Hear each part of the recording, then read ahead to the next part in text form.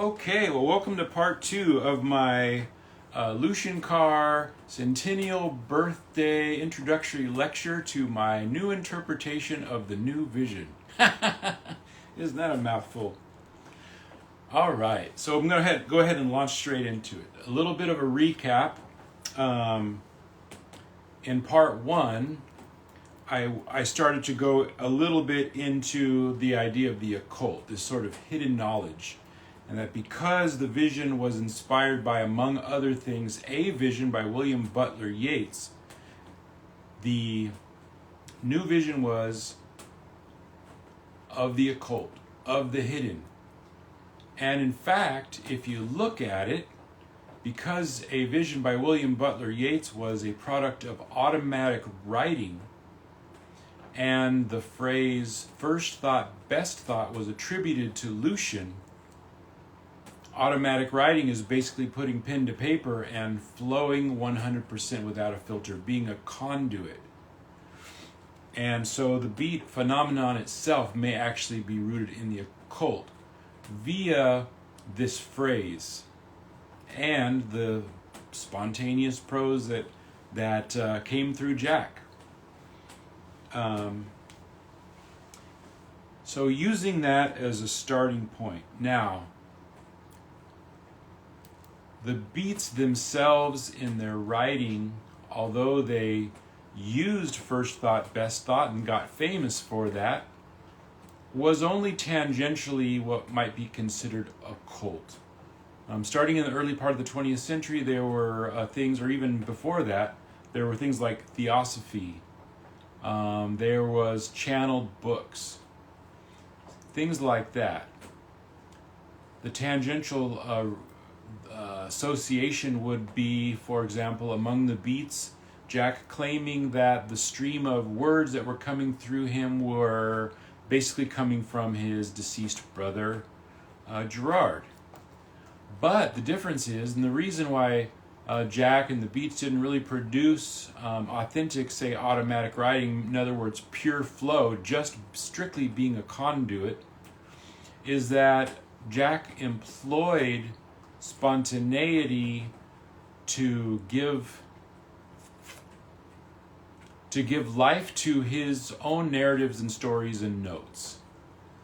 So he had certain techniques. To paraphrase one, he would come up with the basis of a narrative and he'd kind of sit on it for the day, and then in the evening he would, say, drink coffee or smoke weed and kind of shape the flow to the narratives that he already had in mind, using his notes, using his incredible memory, and the story that he wanted to tell. So in that sense, they were not only were they not associated with any belief system of the day that would be considered to be occult or particularly esoteric, they had their own sort of artistry, their own mental landscape that they were trying to give form to in their final product.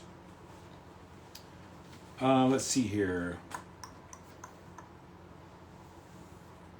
So they weren't turning everything over to this unseen flow.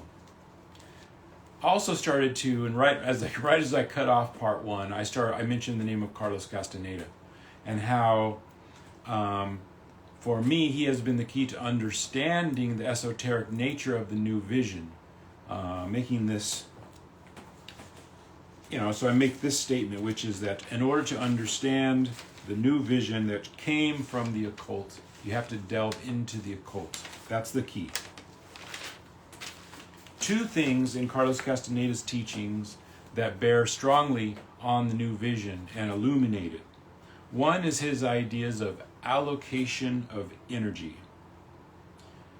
I made the statement at the beginning of part 1 that part of what I was going to endeavor to do was to create, if not a recipe, at least a framework for where does a Neal Cassady or a Lucian Carr, these muses of the beats, what makes them different? And Carlos Castaneda sheds light on, through this idea of allocation of energy and these special techniques and insights that he offers about that. Let's see. These guys had an abundance of energy in the present moment that was truly extraordinary. Castaneda would have called them luminous beings. Where does this abundance of energy in the present moment come from? Well, I'm going to suggest that it had something to do with their certain disconnection from their personal history.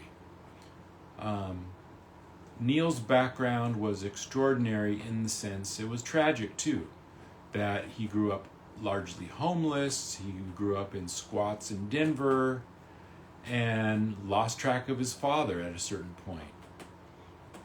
I think that gave him,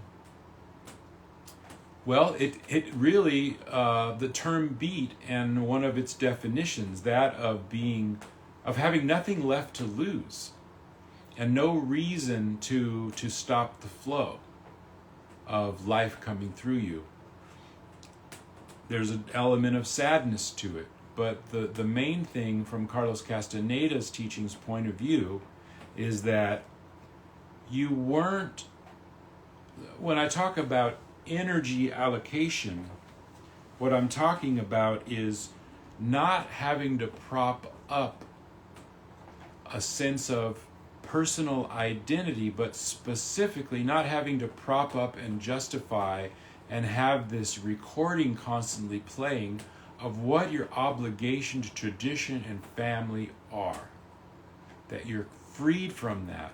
And that has almost a mechanical bearing on the amount of energy that you have with you in the present moment, because you know you're no longer playing that game.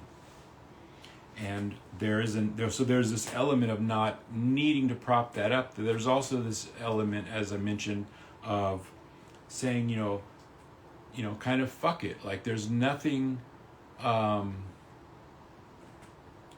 There just isn't that sense of.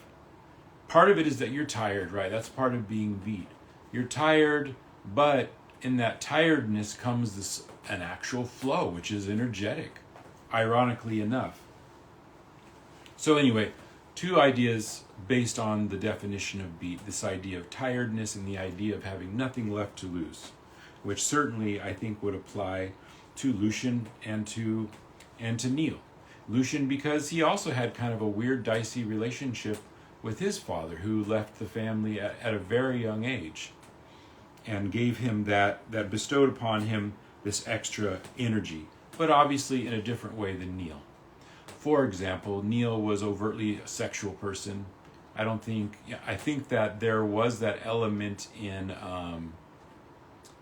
Lucian for sure, but not so much, didn't play out so much in a libertine way, in this kind of ladies man sort of thing, although, men and women felt that Lucian was very beautiful. But I don't think he really tried to capitalize on it in the same way that Neil did. But because it's raw energy, and if you look at things like the chakra system, it's going to gather in the lower chakras and which tend to express themselves in a very sexual way, unless you study and learn to kind of use the energy in various different ways. Okay. The other thing that I think is really important from Castaneda's teachings is this, and it has to do with the allocation of energy, is this idea of what he called not doing.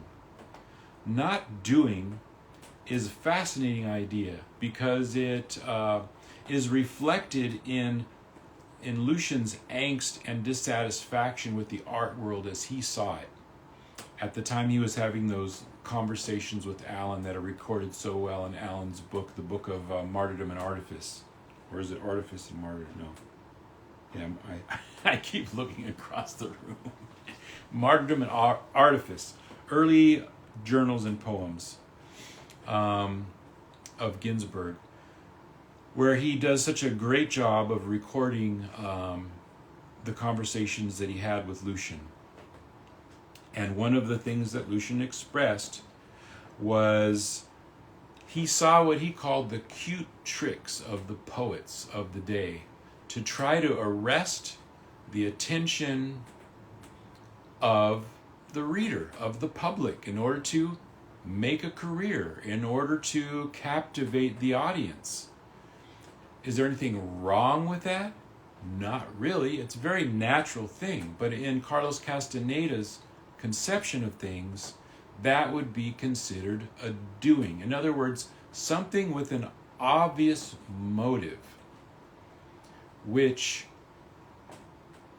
in light of, well, which gives us kind of a theory of art, which I think is very instructive, that in order to do the most potent art, the most relevant art, the most authentic art, you have to do things with a motive that isn't obvious. So to the viewer, it doesn't make sense. If you're trying to dazzle somebody, if you're trying to paint something gorgeous that many people are going to want to snatch up and put on their wall on display as a reflection of your excellence, as a reflection of their excellence as collectors, etc., that has an obvious motive. But to really do it in the art world, you have to have something else going on, which defies that whole mechanical, capitalistic process. Lucian called it cute tricks. Carlos Castaneda called those cute tricks doings.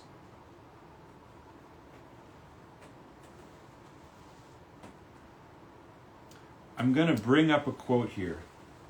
Interestingly, and perhaps not coincidentally, I came across a book a couple of days ago by somebody who would figure into the Beat legend a couple of decades after all of these ideas were first being kicked around at Columbia University. And this is in Chogyam Trungpa Rinpoche. He was the founder of Naropa School, is it Naropa Institute, now it's University, started in 1974, Allen Ginsberg, Burroughs, Corso, Anne Waldman, Ram Dass, anyway, many others became faculty there. Allen Ginsberg started the Kerouac School of Disembodied Poetics there, but there was a link between Kerouac and Rinpoche because Rinpoche came from a long line of Tibetan lamas who used spontaneous poetry made up on the spot as part of their practice, going back to ancient times. That in itself is very interesting.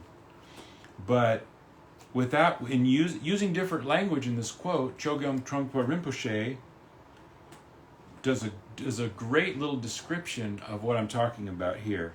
He uses a funny example of the toilet. You'll see what I'm talking about. But the point is the same.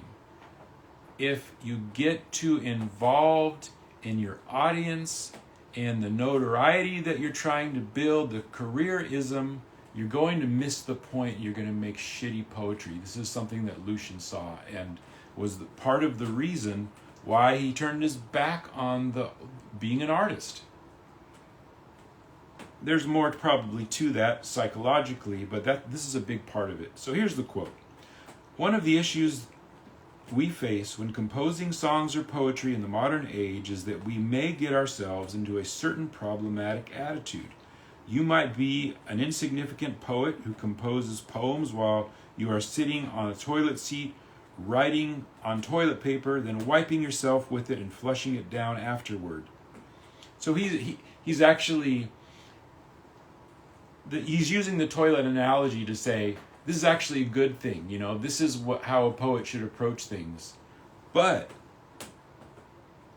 still, he says, you feel some sense of a relationship to the public.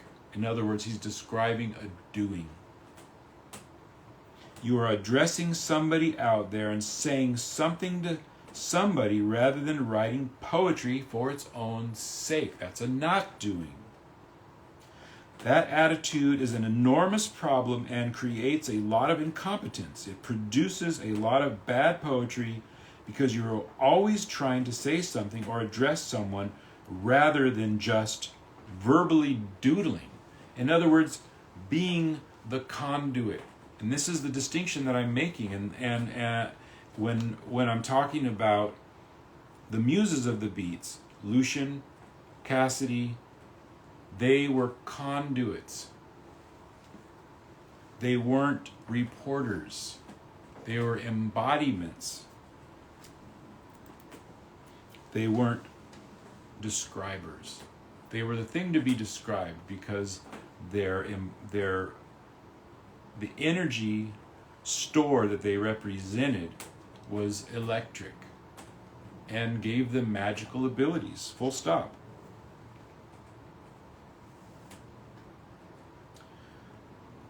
Okay, so the second way that Carlos Castaneda's teachings impact or shed light on the new vision is in the third facet of the new vision, which is derangement of the senses. Derangement of the senses allows a person to be that conduit because they're not using mental calculation in order to project a certain image or work towards an obvious goal. There are many ways they did this. I made reference in the first part of this lecture to drugs and alcohol. That's the most obvious way to get into that flow. And it's also among the most destructive ways, with the exception perhaps being what Arthur Rimbaud did and that Allen Ginsberg did, which was to be studious about it, take a substance, write down what you experience, and then create from it.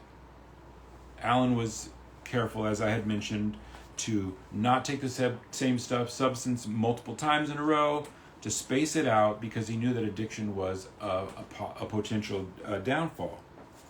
But there are a lot of other ways that the beats, and this is where I will start to talk a little bit about Burroughs in a minute, come into focus again, because he experienced and experimented with lots of ways of derangement of the senses that weren't specifically substance-based. Now, he had his own issues with, with opiates and things like that, which he pretty much dealt with most of his life,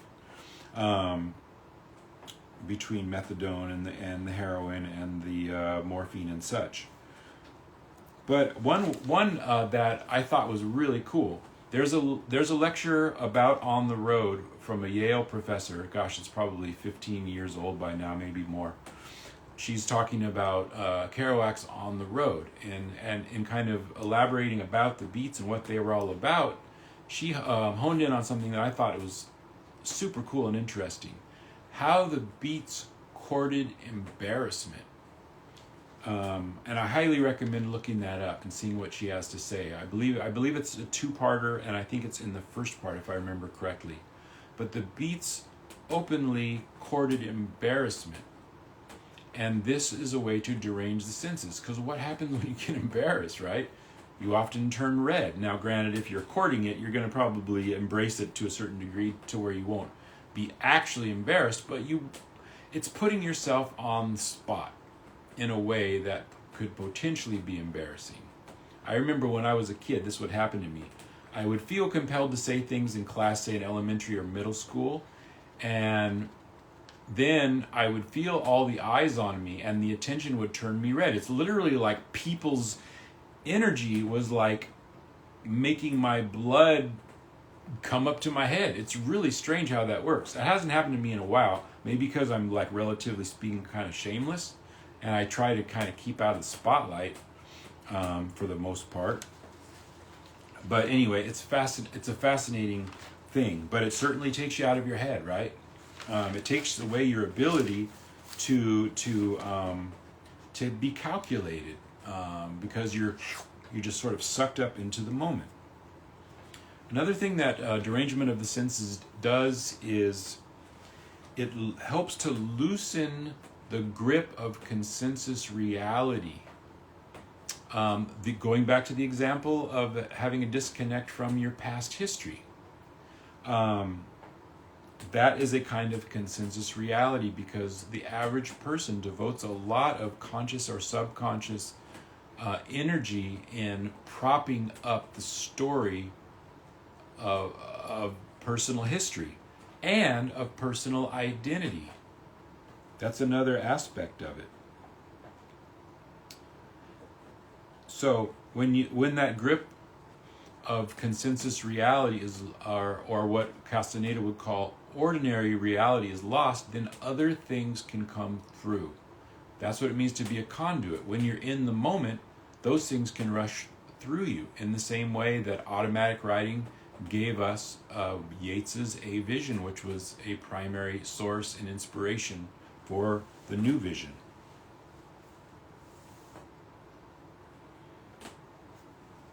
And I want to draw a distinction here too. Kerouac and Ginsberg had a certain relationship to their past history.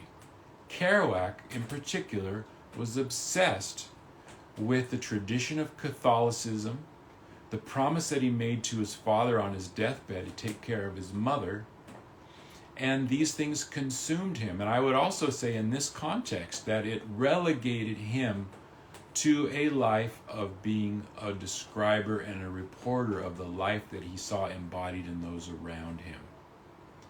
It's almost like a little bit of purgatory. Now, I'm taking nothing away from him, it's just a different role. But he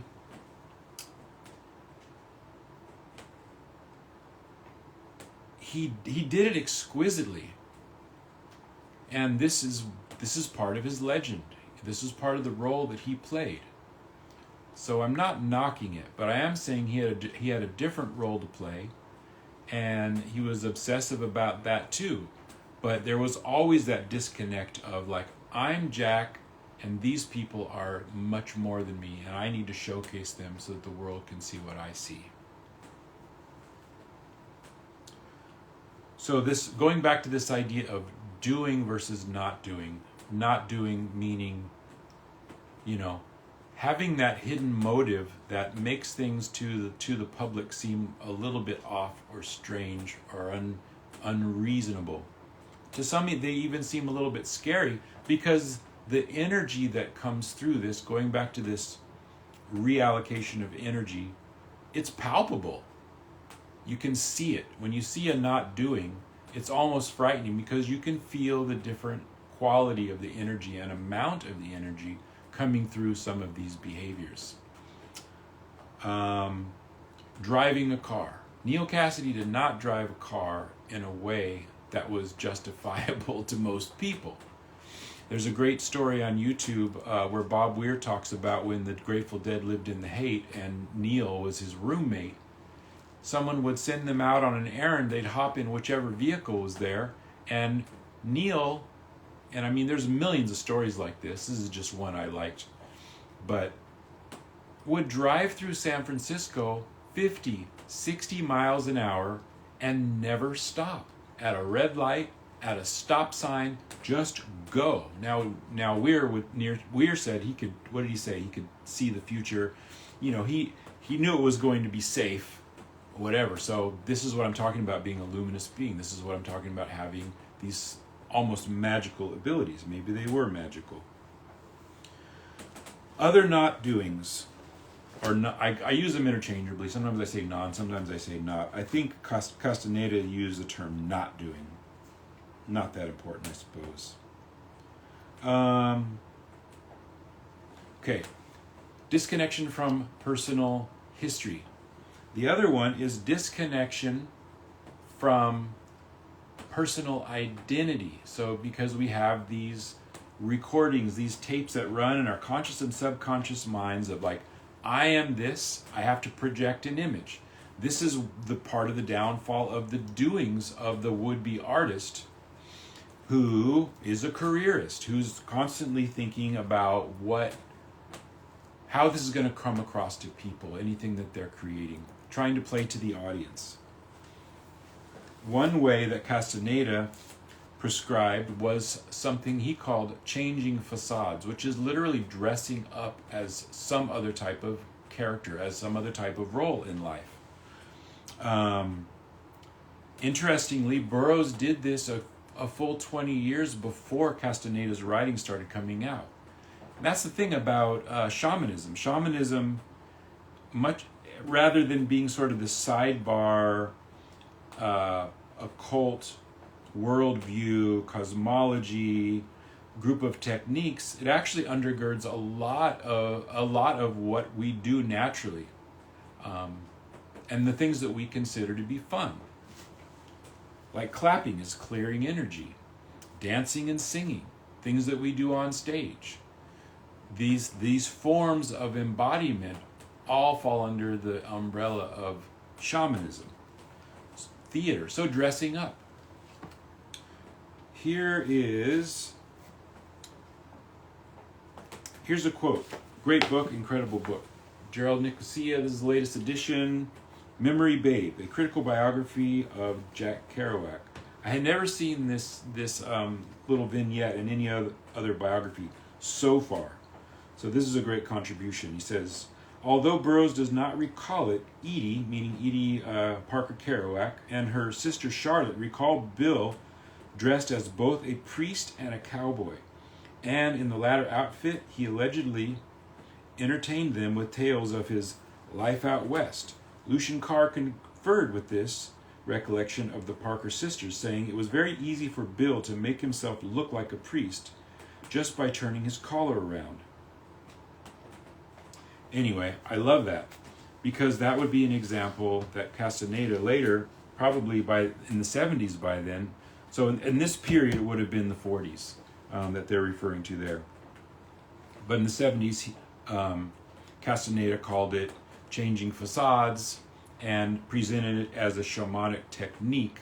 But again, a not doing that complicates and sidelines a concrete sense of personal identity, allowing an increased flow of energy into the present moment for that individual. So there's changing facades. The cut-up technique. It allowed a certain hidden force to come through and to point things out to the reader. It was also filtered, it wasn't a form of automatic writing. It wasn't perhaps as guided as Jack's method of spontaneous prose, where he was letting the spontaneity give form to his ideas, his notes in the narrative that he was trying to put down.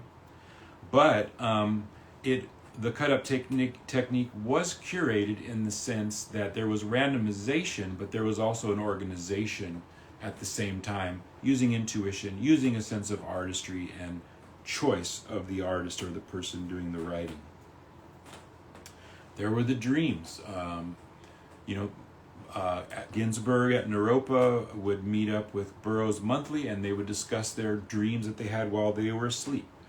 Brian Geisen and Burroughs created the Dream Machine, which was like a turntable with a column cylinder with slots cut into it and a light bulb in the middle that would give kind of a strobing effect. You could sit there wide awake, and next thing you know, you're seeing, I haven't played with one myself, I may at some point, but it gives you dream energy dream imagery while you're awake. Burroughs had his do easy technique, which was placing, this is another aspect of not doing, and it's another way to bring energy through. By placing your attention on the minutia of everyday acts, you bring in extra energy, because human attention has that effect on things. So he created this system of do easy. There's a great little short film about it. I guess it started out as an essay. Gus Van Sant made a little black and white movie about it, which is really fun. I highly recommend that. Burroughs created a calendar, a kind of I don't want to call it nonsense, but it's a little bit random, but it's a different way to think about time. He had a different number of months in the year. He had different names for the months that were silly and kind of fanciful and random. And what else? Oh, one of the things that Kerouac would do, he had a period, I think in the 40s, maybe the early 50s, where he would write and then burn everything at the end of the session, set it on fire. I would like to know more about why he said that he did that, but that certainly falls under the category of a not doing.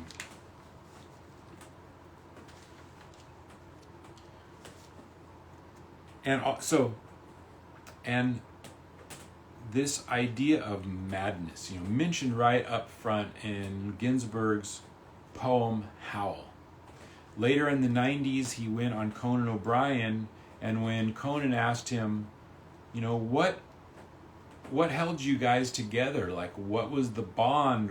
I can't remember exactly how he phrased it, but Alan's response was so great. He said, we respected each other's madness. And going back to the New Vision, this idea of evading conventional morality.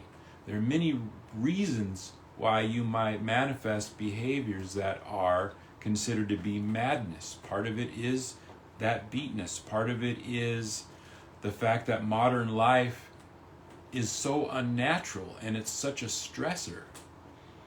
And it might be that we are that conduit. Jack was really good at articulating from his heart this idea that the divine can be found in the face in the most unlikely places. And I love this. There's a lot of this imagery in Buddhism. There's a lot of it in Hinduism with the Shiva awareness,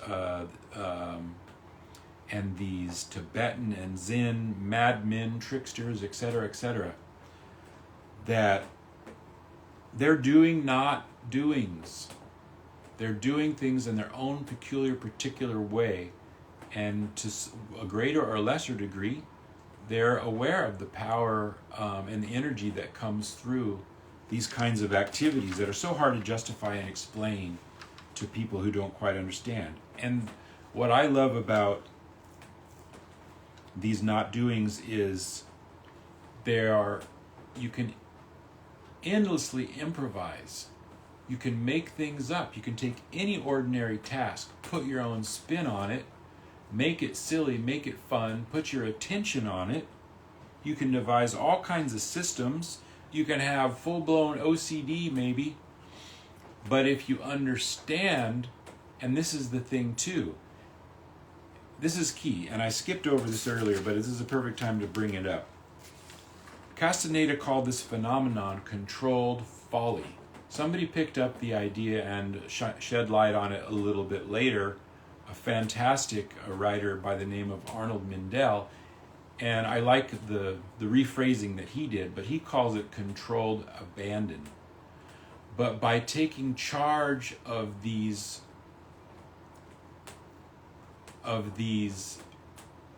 aspects of life, which can be any aspect of our life, large and small, we literally play with what might be considered the elements of madness, and we bring them into our consciousness in a way that's intentional and that allows us to stave off authentic madness, because that same energy that runs recordings in the back of our mind, whether it's about our personal history or some kind of